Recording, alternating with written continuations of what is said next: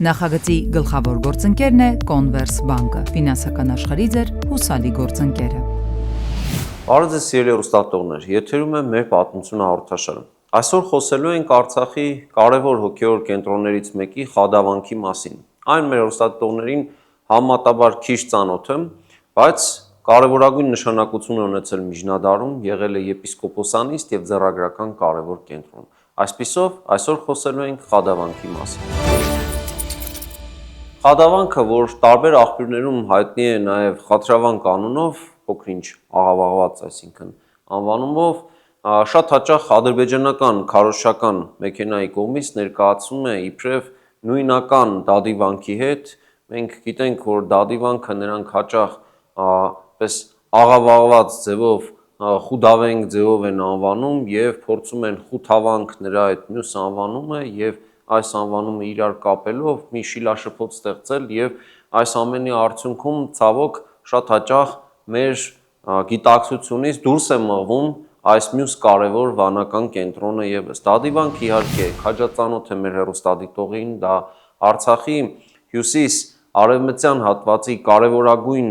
հոգևոր կենտրոնն էր, սակայն Վերին Խաչենի հատվածում եպիսկոպոսական մեկ այլ կարևոր նստավայր է եղել, որը Խադավանքն է։ Խադավանքը իդեպ նույնիսկ 18-րդ դարի երկրորդ կեսին ունեցել է եպիսկոպոս եւ դա արձանագրված է մասնավորապես Սիմեոն Երևանցի կաթողիկոսի կողմից, որ 1763-ից 80 թվականներին էր կահակալել եւ նրա ջանքերի շնորհիվ Արցախի հյուսիս արևմտյան հատվածը, որ հաճախ մենք Քարվաճառի շրջան որպես ավելի, այսպես ենք պատկերացնում, իսկ պատմականորեն դրան նախորդող շրջանում Ծարի գավառ էր ավելի հաճախ կոչվում, այս հատվածը ուղիղ ամենայն հայոց կաթողիկոսի ենթակայության տակ էր եւ նույնիսկ նա կարողացել էր Սիմեոն Երևանցին ազդել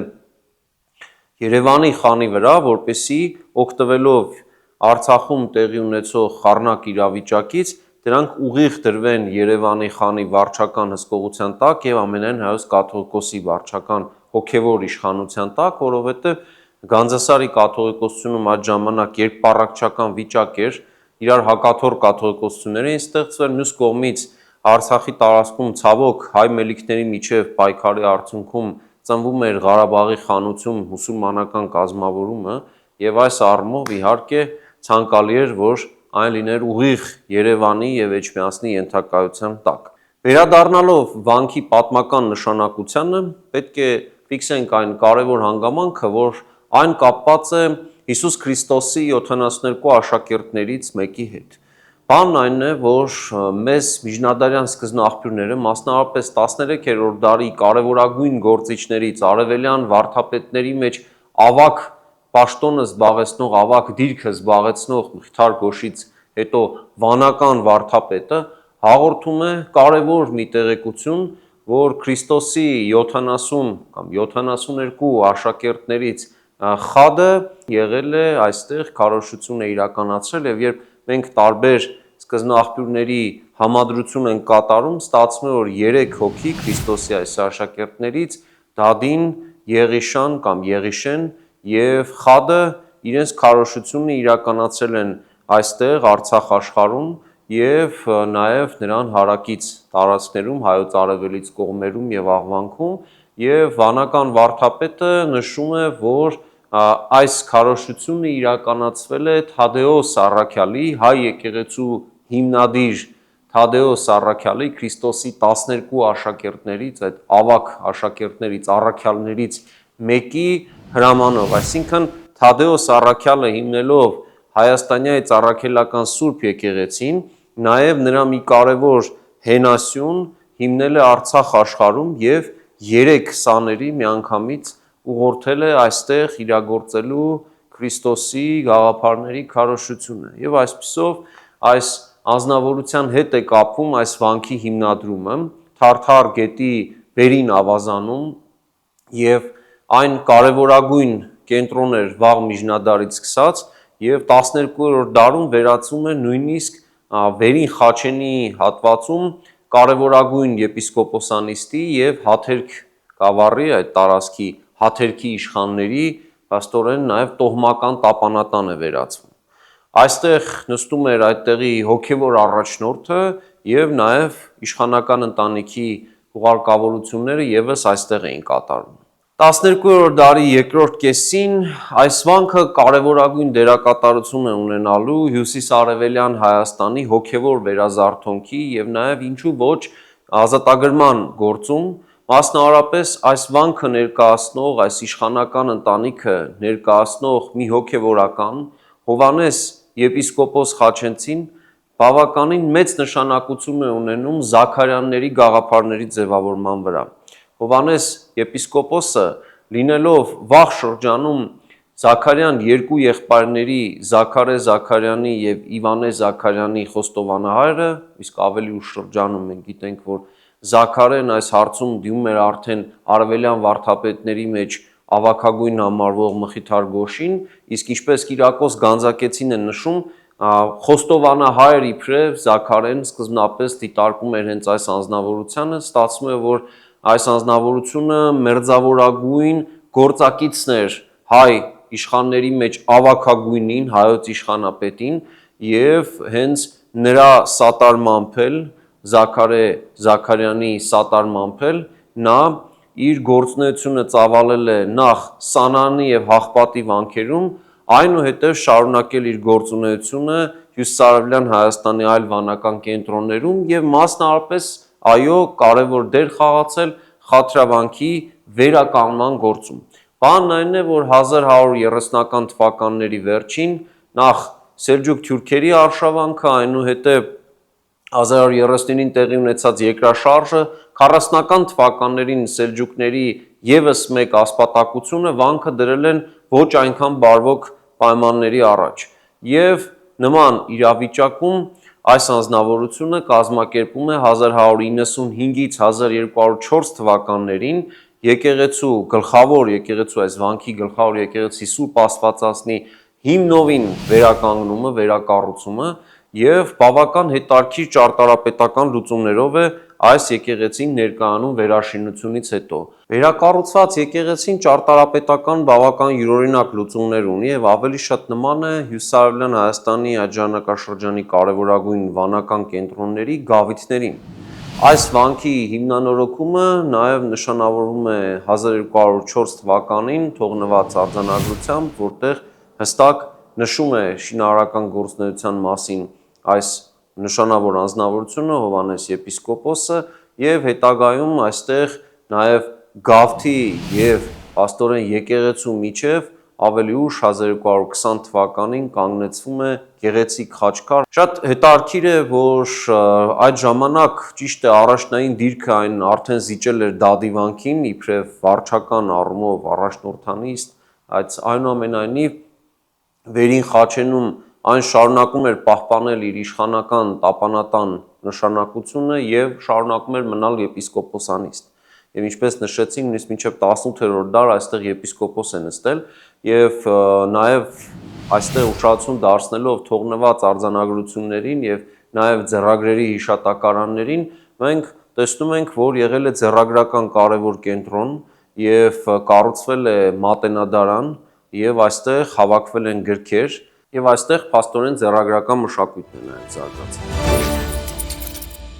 1204 թվականին Հովհաննես եպիսկոպոս Խաչենցին գլխավոր եկեղեցի Սուրբ Աստվածածնի վերակառուցումն ավարտելուց հետո թողնում է արձանագրություն, որտեղ նշում է, որ եկեղեցին թողել է իր ավակ եղբոր հոգացության ներքո եւ նրա ավակ եղբայրն էր այդտեղ Հաթերքի իշխան Վախթանգի ավակ որդի Հասանը եւ փաստորեն Հասանի կինն էր Զաքարյանների նշանավոր իշխանական ընտանիքի Զաքարեի եւ Իվանեի քույր Դոփը, այս փաստորեն ամուսնության արդյունքում Արցախյան իշխանական էլիտան ինտեգրվում էր, ընկալվում էր Զաքարյանների իշխանապետության համակարգի մեջ եւ ստացվում է, որ նրանք փաստորեն այդ ընդհանուր իշխանապետության համակարգի մեջ նաեւ իրենց կարևոր դերն ունեին հոգևոր իմաստով։ Պատահական չէ, որ նույն Զաքարիայի հոգատությամբ Հաղպատի եւ Սանահանի վանքերում նույնպիսի կարևոր գործունեություն էր ծավալել այս նույն Հովհաննես եպիսկոպոս Խաչենցին եւ նույն այն ճարտարապետական լուծումները, որ այնտեղ նա կատարել էր Գավթի օրինակ կառուցման պարագայում, նույնը մենք այստեղ տեսնում ենք Գլխավոր եկեղեցու վերակառուցման պարագային։ Հետաքրքիր է, որ այս նույն թվականին, որպես արդեն իր կրտսեր եղբոր արձանագրության շարունակություն, ավագ եղբայրը Իշխան Հասանը թողել է մեկ այլ արձանագրություն, որտեղ նշում է, որ նվիրաբերել է այգի եկեղեցու համար եւ շատ կարեւոր է, որ ելնելով այստեղ տրված ուրեմն արձանագրությունների տրամաբանությունից դեռևս ժամանակին նշանավոր այս ձեռագրագետ Արտաշես Մաթևոսյանը եկել է այն եզրակացության, որ այստեղ եղել է Մատենադարան ձեռագրատուն, ընդ որում երկու առանձին հարկաբաժիններ են եղել, ինչի մասին իրենց համապատասխան եզրակացություններն են կատարել Բագրատ Ուլուբաբյանը, Մորուս Հասրատյանը։ Շատ հետաքրքիր է, որ այս ձեռագրական կենտրոնի մասին պահպանված տեղեկությունները ոչ միայն արձանագրություններով են հաստատվում, այլ նաև ձեռագրերի հիշատակարաններով եւ իհարկե Կիրակոս Գանձակեցու անուղակի տեղեկություններով։ Հետաքրքիր է, որ այստեղից գտնված մի ձեռագիր Մատյանի մասին իր ուսումնասիրության մեջ ներկայացրել է նաև նշանավոր մի գործիչ 20-րդ դարի հայ հոգևոր կյանքի առանցքային գործիչներից մեկը Սարդարապատի հերոս Գարեգին Հովսեփյանը, որ այդ ժամանակ տակավին վարդապետ էր եւ հետագայում պիտի դառնա արքեպիսկոպոս եւ Սարդարապատի այդ բեկման գլխավոր հեղինակներից է եւ հետագայում Մեծիտան Կիլիկիո կաթողիկոս է դարձել։ Այս նշանավոր գործիչը այստեղ պահպանված երկար ժամանակ պահպանված մի ձեռագիր Մատյանի ուսումնասիրություն է կատարել եւ հրատարակել իբրև Հաղպատի ավետարան եւ այս ձեռագիրը իրականում ընդօրինակվել էր Անիում եւ երկար ժամանակ պահվում էր այստեղ, հետաքրքիր նույնիսկ Հռոմկլայում ընդօրինակված ձեռագիր Մատյանը այստեղ պահվել եւ վերջին շրջանում այս թեմայի ուսումնասիրությամբ բավական զգալի աշխատանքներ են կատարվել։ Ժամանակին այստեղ գրչության արվեստի զարգացման մասին իր ուսումնասիրություններին մեջ անդրադարձել է Արտաշես Մաթևոսյանը, այնուհետև Բագրատ Ուլուբաբյանը, Հասրատյանը եւ ուրիշներ, իսկ ահա վերջին տարիներին այստեղի ուսումնասիրությունը շարունակել են իրագործել նաեւ Մատենադարանի գիտաշխատողներ եւ իհարկե այստեղ Կարեն Մաթևոսյանի եւ գործընկերների աշխատանքն է կարևոր դեր խաղացել եւ նաեւ այս մասին հրատարակվել է Արցախի վանքերի ձեռագրական ժառանգությանը նվիրված կարևոր մի մենագրություն, որտեղ մանրամասն ներկայացված են այստեղ ընդօրինակված եւ պահպանված ձեռագիր Մատյանները իրենց համապատասխան հիշատակարանային տեղեկությունները։ Վանքի տարածքում շինարարական գործունեությունը ծավալվել է նույնիսկ Հովհաննես եպիսկոպոսի գործունեությունից հետո եւ հետաքրքիր է, որ ամուսնու մահվանից հետո իշխանուհին Դոփյան իշխանուհին փաստորեն նորովի իշխանական ընտանիքը նոր անվանում է ստանում Դոփյան անվանումը իշխանուհու գործունեության մասին 1225 թվականի համապատասխան արձանագրությունը կա, որտեղ նշվում է, որ գավիթն է փաստորեն կառուցվում եւ նաեւ այստեղ նշվում է, որ նրա հոգացությամբ նաեւ ավետարան է նվիրվել եկեղեցուն եւ բոլոր այս տիպի արձանագրություններից հստակ երևում է, որ մենք գործ ունենք նաեւ ձեռագրական կարևոր կենտրոնի հետ։ Նաեւ իհարկե կարևորությամբ պետք է նշենք, որ եկեղեցու եւ Գավթի միջև 1219 եւ 20 թվականներին կանգնեցվել են երկու գեղեցիկ խաչքարեր, կարծեքզույգ խաչքարեր, որոնք եւս իրենց ինքնատիպությամբ եւ գեղեցկությամբ առանձնահատուկ նշանակություն ունեն։ Հետաքրքիր է, որ ձեռագրական մշակույթի եւ նաեւ մանրանկարչության ուսումնասիրությամբ զբաղվող մասնագետները նկատել են այն, որ այստեղ ընդօրինակված ձեռագրերից մեկում նկատված այդ հրեշտակների դեմքի դիմագծերը եւ նույնիսկ փաստորեն նրանց ընդհանուր կերպարանքը բավական մեծ ընդհանրություններ ունի Դադիվանքի գլխավոր եկեղեցու կաթողիկե եկեղեցու